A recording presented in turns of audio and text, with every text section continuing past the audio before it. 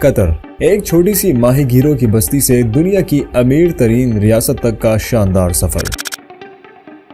کیا آپ تصور کر سکتے ہیں کہ آج کا جدید فلک بوس عمارتوں اور بے پناہ دولت سے مالا مال قطر ایک صدی پہلے ایک غیر آباد اور غریب ریاست ہوا کرتا تھا؟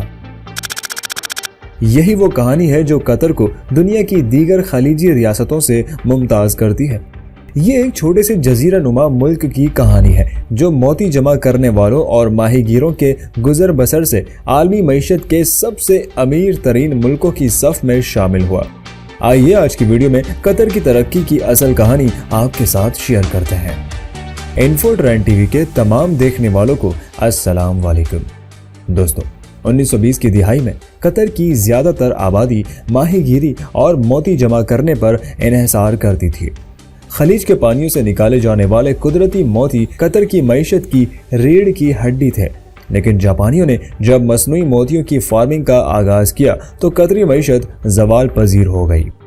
اس دور میں قطر کی معاشی حالت اس قدر خراب تھی کہ 1930 کی دہائی میں ملک کے 30% افراد بہتر روزگار کی تلاش میں ہجرت کر گئے۔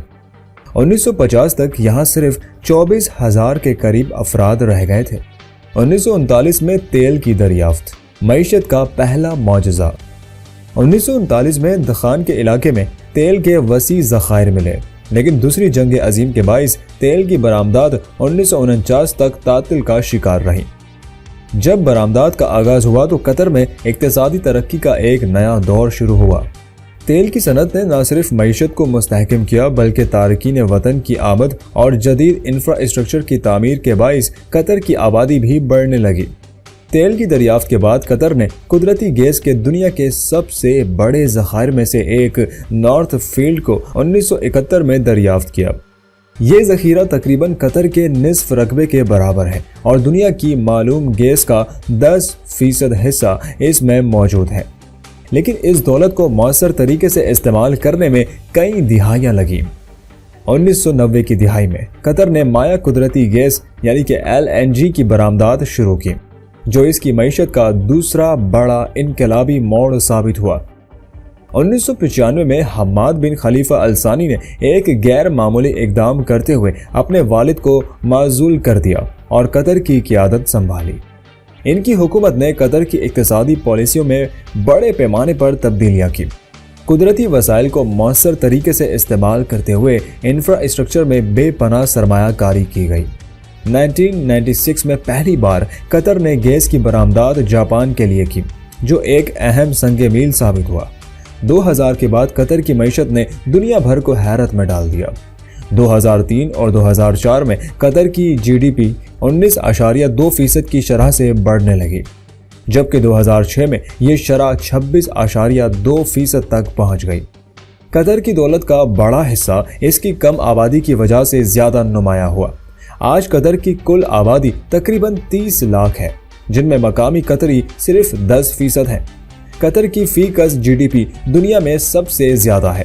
2021 میں قطر کی فی کس آمدنی تقریباً 93,521 امریکی ڈالر تھے۔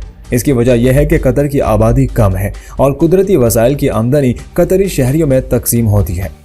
قطر نے اپنی عالمی حیثیت کو مستحکم کرنے کے لیے 2022 کے فٹ بال ورلڈ کپ میں 200 ارب ڈالر سے زیادہ کی سرمایہ کاری کی۔ ورلڈ کپ نے قطر کو بین الاقوامی توجہ کا مرکز بنایا، لیکن اس کے ساتھ انسانی حقوق کے مسائل اور مزدوروں کے حالات کار پر تنقید بھی کی گئی۔ قطر کی معیشت تیل اور گیس پر بہت زیادہ انحصار کرتی ہے، جو مستقبل کے لیے ایک بڑا چیلنج ہے۔ ماحولیاتی تبدیلیوں اور تیل کی قیمتوں میں کمی کے باعث قطر اب معیشت کو متنوع بنانے کی کوشش کر رہا ہے۔ قطر انویسٹمنٹ اتھارٹی جیسے ادارے دنیا بھر میں سرمایہ کاری کر رہے ہیں، جبکہ سیاحت اور تعلیم کو بھی فروغ دیا جا رہا ہے۔ قطر آج نہ صرف اپنی دولت کی وجہ سے مشہور ہے بلکہ جدید انفراسٹرکچر، فلک بوس عمارتوں اور پرتعیش طرز زندگی کے لیے بھی جانا جاتا ہے۔ یہ ملک اپنی حکمت عملی، سرمایہ کاری اور وسائل کے بہترین استعمال کی وجہ سے عالمی نقشے پر نمایاں ہے۔ قطر کی کہانی اس بات کی گواہ ہے کہ قدرتی وسائل اور مؤثر قیادت کس طرح ایک چھوٹے سے ملک کو عالمی نقشے پر نمایاں کر سکتے ہیں۔ इन्फो ट्रेंड टीवी की आज की वीडियो में इतना ही। मजीद इस तरह की मालूमाती वीडियोस के लिए चैनल को सब्सक्राइब कीजिए और बेल आइकन पर लाजमी क्लिक करें ताकि हर नई आने वाली वीडियोस के नोटिफिकेशन आपको बर वक्त मिलते रहें। फिर हाजिर होंगे एक और नई वीडियो के साथ। तब तक अपना और अपने प्यारों का भरपूर ख्याल रखिए। अल्लाह हाफिज।